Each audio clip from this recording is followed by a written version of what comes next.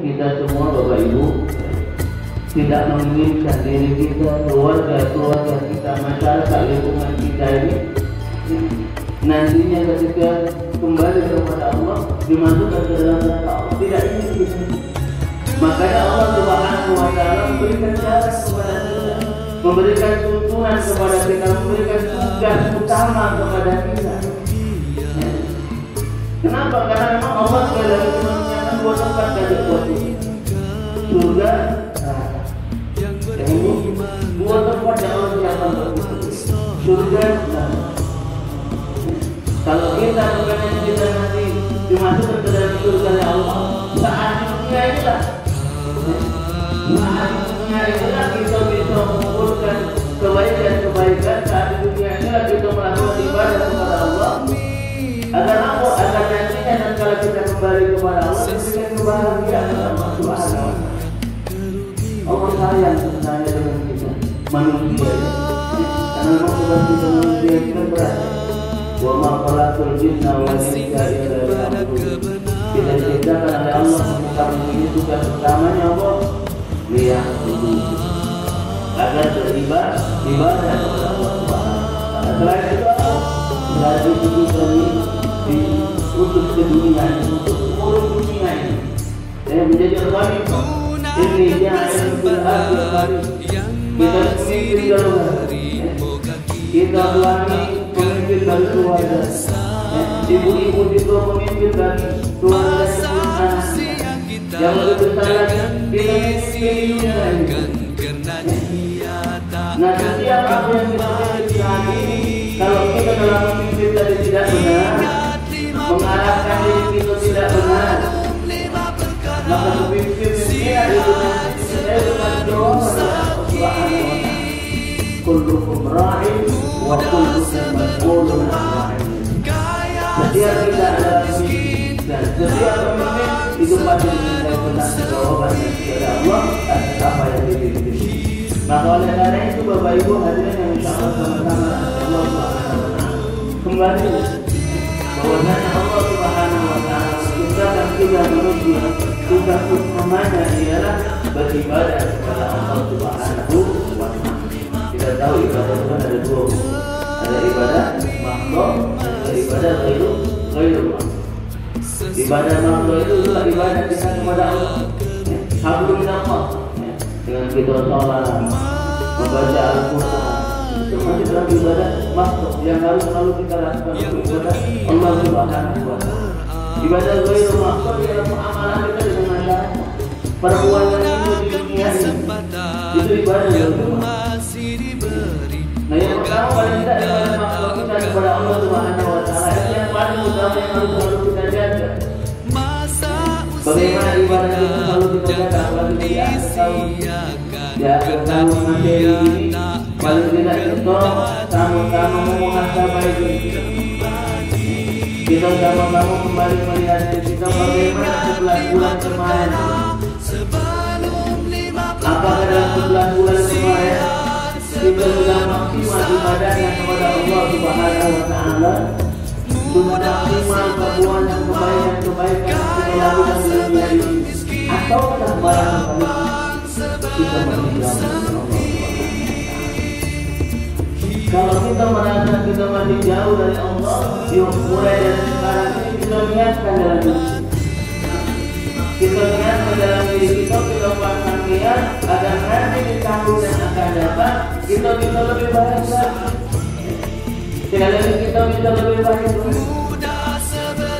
Kita niatkan dari mana? Yang tadi mungkin belajar ngajinya masih kadang masuk, kadang tidak. Kalau maaf lagi ada acara, boleh kita amalan ini banyak amalan berkaitan amalan belum apa? Oh ada, iya bisa ada tidak? Lagi ada amalan apa dari malu?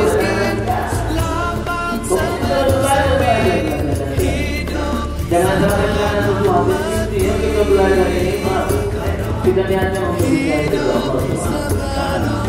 Walaupun maaf menurut kita susah, menurut kita susah ngapa mungkin susah misalnya ngapa bacaan sholat misalnya kan Ya terkadang kita juga ilmu sholat itu dapat ilmu warisan gitu ya. Ilmu warisan. Ya. Bacaan surat Al-Fatihah misalnya gitu ya. Kita tahunya kan dapatnya belajar dengar dari yang uang-uang sebelum itu. Ilmu jiping kalau dulu kan ngajinya pakai kuping, baik dengar ya. Baca Alhamdulillah, baca Al-Fatihah. Ketika dicek dalam usahanya baca Al-Fatihah, nah kok salah Al-Fatihah aku baca? Padahal dari dulu aku belajarnya kayak ini. Oh mungkin guru yang lama, bukan jangan guru yang lama ada. Perbaikan aja, perbaikan Al-Fatihah. Terutama Al-Fatihahnya sangat penting bu. Jadi namanya Al-Fatihah dalam sholat harus selalu diperbaiki.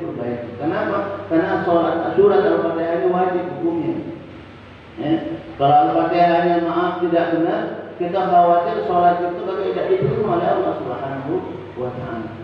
Di Al-Fatihahnya, mahorijul hurufnya, namun kung ada ustaz-ustazannya yang galak dimakkan kita, simak Al-Fatihahnya pelan-pelan. Alhamdulillahi Rabbil Alamin. Jangan Alhamdulillah. Itu kan karena sering itu kan sepele itu. Taruhnya dibaca Alhamdulillahi Rabbil Alamin. Harusnya alamin. Itu baru satu ayat perbaiki. Ar-Rahmanir Rahim. Bukan Ar-Rahmanir Rahim. Ada ayat itu. Nir-Rahim. Hanya harusnya. Padahal itu hanya hakik. Hanya itu. Lanjut berikutnya Maliki Yaumiddin. Nah ini sekarang sering orang ada yang keliru dibacanya Maliki Yaumiddin. Maliki Yaum. Ada seperti itu ada tasdid sepertinya. Padahal di situ tidak ada tasdid. Nah itu sering itu yang saya temui bu. Yang saya temui di lapangan. Jadi bacanya bukan Maliki Yaumiddin, tapi dibaca Maliki Yaumiddin. Nah, kalau sekiranya ada yang mau itu baca dari iya. Sedikit Pak ya. Iyyaka na'budu wa itu ada tasdid. Iya itu ada tasdid. Jangan kaget kalau itu baca ada persatuan dan tekan-tekan. Bukan persatuan, memang itulah baru hurufnya karena dia ada tasdidnya. Jadi pembacaan tasdid itu kan ditekan dulu baru. Jadi iya itu kan tasdid itu kan menggabungkan dua huruf yang sama menjadi satu. Kalau ibu buka di Iqra 5 kalau nggak salah, jadi 5 ya. Nah Iqra 5 itu kan tasdid itu kan kalau iya itu ada dua huruf iya mati, yang pertama iya mati, yang keduanya iya hidup. Iya mati tadi dihilangkan diganti dengan tasdid. Nah makanya hak iya mati tadi harus tetap dibaca. Jadi maknanya dan itu ada penekanan, jadi ditekan dulu. Iyyaka na'budu wa bukan dibaca iya, itu salah. Itu dipanjangkan namanya. Beda ditekan sama dipanjangkan, hati-hati di sini Bu ya. Jadi bukan dibaca iyyaka na'budu wa itu mat jatuhnya, panjang. Jadi ditekan iyyaka na'budu wa iyyaka nasta'in. Itu tasdid, itu yang sering kita temui di lapangan. Jadi ini harus hati-hati benar tentang apalagi bacaan surat Al-Fatihah kita tadi. Jadi harus disimak, selalu diulang, apalagi kalau yang sudah kebiasaan itu agak susah untuk memperbaikinya. Kalau tidak dari diri kita harus perbaikan, susah banget mau benerinya. Apalagi yang ada logat-logat Jawa, ada yang logat Bugis, nah itu lain-lain ya bacaan Pak. Iya, logat Jawa, logat Bugis itu lain-lain, bukan logat, logat. Itu agak, jadi hati-hati kalau dibaca ko itu kan dibacanya k kalau begitu kan. Nah, itu kemarin ada jamaah kita juga di masjid itu kan ngaji, kita orang Bugis kan. Jadi itu tadi dibacanya harusnya dibaca ko, dia bacanya ka. Tidak masalah. Sekarang kita perbaiki. Kalau dulu ya dulu, yang sekarang kita berubah gitu kan. Mencari yang lebih bagus. Itulah makanya fungsinya ada tajwid tadi. Karena tajwid itu kan tujuannya untuk memperbagus bacaan Al-Quran. Itu arti tajwid tadi. Jadi kalau kita sudah bacanya sesuai dengan kaidah tajwid, benar tajwid, maka insya Allah bacaan kita bagus dewek. Kalau selanjutnya kakek belajar baca bayati, sobat, orang itu kakek dari lagi ilmunya, ada. Yang banyak sekarang ini, mana kita baca Al-Quran itu bagus dalam artian sesuai dengan tajwid ini. Sudah tajwidnya lebih selalu tadi. Iya, banyak. Kalau kami pribadi terus terang kalau untuk mengajar tajwid yang paling sekali kami utamakan itu pertama matnya, yang kedua hukum nun mati dan tanwin. Ini laju nyambung ke sini dulu, tidak apa-apa sedikit. Hukum nun mati dan tanwin, yang selanjutnya hukum mim mati, hukum nun tasdid. Ini dulu yang diutamakan. Hukum nun mati kan ada berapa? Nun mati dan tanwin ada berapa? Nun mati dan tanwin hukumnya ada berapa? 5, 5 karena sudah dibagi antara idgham, ya. Idgham itu ada idgham biguna, ada idgham bila guna menjadi 5. Kalau secara ini jadi ada 4 kan? Izhar, ikhfa, idgham, iqlab. Idghamnya ada 2 tadi kan, idgham bila guna sama idgham biguna. Atau ngomong idgham bila guna itu idgham ma'guna. Idgham ma'guna. Jadi ada 5 naik. Ini harus dikuasai benar-benar. Kenapa? Karena hukum nun mati dan tanwin ini dia mengalami perubahan bunyi ketika baca ini. Perubahan bunyi. Seperti misalnya bacaan izhar misalnya. Kita bacanya kan kalau dia ada nun mati bertemu alif, dia harus izhar itu kan jelas. Bacanya harus jelas. Man amana. Jangan dibaca man karena apa yang tadi katakan lagu tadi kan. Nah, ini apa? Jadi dibacanya dipanjangkan itu. Salah itu. Jadi ini seharusnya harus jelas. Man amana. Itu harus jelas. Itu izhar. Nah kalau lagi kembali ke idgham misalnya. Idgham tadi kan ada 2. Ada idgham biguna, ada idgham bila guna. Idgham biguna itu yang dengung. Idgham bila guna yang tidak dengung. Nah kalau yang dengung tadi boleh nanti kita panjangkan. Boleh. Banyak contoh-contohnya. Jadi itu tadi ini yang harus kita kuasai benar-benar yang namanya hukum nun mati dan tanwin ini. Selanjutnya nanti ada setelah hukum nun mati dan tanwin ada hukum mim mati. Hukum mati terbagi menjadi 3. Izhar safawi, ikhfa safawi, idgham mimmi atau idgham lain. Selanjutnya nanti ada hukum nun tasdid, mim tasdid, hukum gunna musyaddadah. Nah itu hukum nun tasdid dan mim tasdid. Itu juga harus dikuasai. Nah kalau kita sudah menguasai yang hukum ini saja, insya Allah bacaannya sudah bagus. Insya Allah. Kalau emas tadi kan yang diutamakan kami mat tabi'inya. Mat tabi'i kan ada 3 kan? Mat tabi'i alif, mat tabi'i waw, mat tabi'i iya. Sekarang tidak lagi disebut mat tabi'i alif itu aku mana? Nah, dikatakan mat tabi'i alif mana, yang mat tabi'i waw yang mana? Nah, jadi harus ada syarat-syaratnya. Disebut mat tabi'i waw itu kalau ada waw mati, sebelum waw mati harokatnya dhamma. Ada waw mati tapi sebelumnya harokatnya fathah, bau. Itu tidak dibaca panjang, bukan disebut mat tabi'i. Baiklah Bapak Ibu hadirin yang insyaallah sama-sama dengan Allah Subhanahu wa taala sedikit sekilas kita nyinggung masalah itu karena kan ini kan pengajian beda. Jadi paling tidak untuk penyemangat kita sama-sama. Untuk penyemangat kita dalam belajar. Jadi yang namanya belajar baca Al-Quran ini tidak akan mungkin pernah puas, tidak akan mungkin pernah habis materi yang nak kita bahas dalam Al-Quran ini. Jadi kalau kita nanti sudah belajar sekali lagi dalam kita belajar yang akan ikhlas mencari ridha Allah, tahunya mengisi kegiatan kehidupan kita untuk sesuatu yang baik, untuk sesuatu yang baik karena sesuai dengan ketentuan Allah tadi, sesuai memang perintah Allah Subhanahu wa taala tadi. Hidup ini harus diisi. Tadi kami katakan di awal banyak-banyak beribadah kepada Allah Subhanahu wa taala. Allah sudah perintahkan ini untuk kita. Kenapa? Karena dengan ibadah kita jatuh di dunia ini, maka insya Allah nanti ketika kita menghadap Allah, karena dunia ini kan tempat hidup sebentar. tempat tinggal sebentar. Kita kemarin ketika memasuki fase awal kehidupan dari alam rahim, dari ibu kita, keluar dari alam rahim, masuklah sekarang ke alam dunia. Setelah alam dunia nanti ada lagi alam yang kita lewati, apa? Alam kubur. Setelah alam kubur ada lagi nanti alam barzah.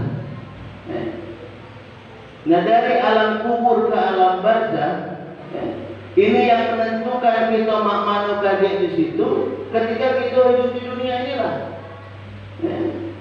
Apakah nanti kita di alam kubur mendapat kenikmatan kubur, ataukah malah sebaliknya, di kubur nanti kita mendapatkan siksa kubur? Nah, kalau kita kepengen nanti ketika kita masuk ke dalam liang lahat, dalam alam kubur kita memperoleh kenikmatan kubur, maka sekali lagi di dunia inilah tempat kita untuk mengumpulkan kebaikan-kebaikan, mengumpulkan amal-amal, melakukan perintah Allah Subhanahu wa taala, menjauhi larangan Allah Subhanahu wa taala. Tapi kelihatannya baru di alam kubur. Jadi jangan maaf ketika kita bagi belajar ngaji, ada kawan yang cemooh kita, nak kemana? Nak ngaji lah, sudah laut tuh katanya ada. Biar dia nak ngomong itu, tak apa-apa, nggak usah tersinggung. Biasa baik kalau cuma omongan itu. Nabi dulu ketika dia berdakwah apa? Ada sampai dilempari batu, dilempari kotoran. Ini kita mau dapat omongan sedikit lah, singgung. Kakek sudah ngaji di musola di masjid, baru kakek kita kerusakan sedikit lah, singgung. Misalnya nampak kita kaji lagi, jangan. Itulah syaitan. Itu syaitan. Yang membisikkan kita itu syaitan. Kalau sebentar-bentar kita nak ngomong, sebentar-bentar jangan. Itu syaitan. Kenapa? Karena syaitan memang selalu yuwaswisu fi sudurin nas, selalu membisikkan dalam hati kita. Kita yang biasa ngaji, datang terus, dari rumah kita sudah biasa ngaji. Ada kayak masalah di tempat kita ngaji. Ada yang letuk dikit di luar kau tidak ganti-ganti, perasaan itu baik. Misalnya, ada ini udah boleh tak misalnya, jangan, biarlah. Kalau memang kita cuma ada siko, ya sudah ada siko. Tapi yang kita dengan siko jilbab yang ada kita pakai tadi kita pakai, tentunya dicuci, kan? Jangan ada dicuci, kan? Tidak dicuci lah mampu pulau. Ini juga jadi bukti, jadi bukti ketika kita menghadap Allah. Ya Allah, aku ini jilbab yang setiap hari dipakai kalau ngaji, ya Allah. Jadi berikan dia keselamatan. Jadi bukti, jangan takut. Jadi jangan sampai ketika dikatakan di awal, ketika kita belajar baru dapat ujian sedikit, baru dapat omongan sedikit, baru maaf ada tetangga yang ngomong kita cak ke yo-yoan ya, mulai kita nak putus, mulai kita nak lepas ya, jangan. Itu sekali lagi, itulah ujian, itulah syaitan. Aduh mubin kalau dalam bahasa Quran, musuh yang nyata. Musuh yang nyata. Kalau musuh yang tidak nyata kan mau gelar dengan apa? Kita tahu tuh. Nah yang bahaya musuh yang nyata ini kadang-kadang kita kadang mudah-mudahan tersinggung. Tapi itulah dalam kita berdakwah, dalam kita belajar pasti ada saja ujian yang akan kita dapati. Karena memang itu tadi kami katakan di awal, syaitan, iblis, laknatullah itu tidak akan pernah ikhlas, tidak akan pernah ridho ketika melihat kita manusia ini selalu dekat kepada Allah. Tidak akan pernah itu. Dan memang beliau iblis, laknatullah tadi sudah ngomong sama Allah. Tatkala dikeluarkan dari surganya Allah Subhanahu wa taala, karena saat itu beliau sombong ketika diperintahkan untuk sujud kepada Adam, beliau tidak mau sujud, akhirnya dikeluarkan dari surga Allah Subhanahu wa taala. Saat dikeluarkan dari surga karena kesombongannya itu merasa sombong, dia diciptakan dari api ya. Dikiranya mungkin kalau dia dari api, kalau dibakar pakai api dan terbakar. Jangan jubu-jubu. Sombong. Akhirnya dia nantang sama Allah, ya Allah boleh kau keluarkan aku dari surga ini ya Allah. Kata iblis tadi ngomong sama Allah. Tapi tolong tangguhkan aku. Minta tangguhkan dulu dia bu. Belum ada yang masuk neraka, belum ada. Minta tangguhkan. Kenapa? Karena aku nak goda umatnya Nabi Adam agar dia meluk aku bagi karyawan aku di neraka. Jadi ditangguhkan. Apa kata Allah? Silakan kata. Boleh silakan. Tapi ketahuilah wahai iblis, engkau engkau tidak akan bisa menggoda umat yang Nabi ada yang mereka selalu dekat kepada. Jadi Allah sudah ngasih tahu. Kalau kita kepengen kita tidak tergoda oleh iblis, maka kita harus dekat kepada Allah. Nah, dekat kepada Allah ini juga kita lihat. Ada uang maaf yang sholatnya rajin, tapi malingnya masih rajin. Ya kan? Ada uang yang sholatnya masih rajin, tapi masih galak ngomongin uang, masih galak nyelodiin uang. Sholatnya rajin. Apa yang salah? Ini yang salah. Sholatnya bukannya sholatnya yang salah, bukan tapi uangnya tadi. Kenapa? Karena uang yang sholat ini tadi tidak mengaplikasikan apa yang ada dalam sholat. Kalau kita mengaplikasikan apa yang ada dalam sholat, karena sudah jelas dikatakan oleh baginda Rasulullah SAW, Inna sholata tanha anil fahsya'i wal munkar. Sungguhnya sholat itu mencegah dari perbuatan keji dan munkar. Jadi kalau ada uang sholat dan masih melakukan kemungkaran, masih sering melakukan kesalahan-kesalahan yang dilarang oleh Allah Subhanahu wa Ta'ala, berarti video yang belum mengaplikasikan apa yang ada di dalam sholat. Lihat dalam ibadah sholat kita sholat asar tadi 4 rakaat. Ada dah, Ustaz ini lamunnya sholatnya pun nanti 2 rakaat baik. Ada dah yang baik.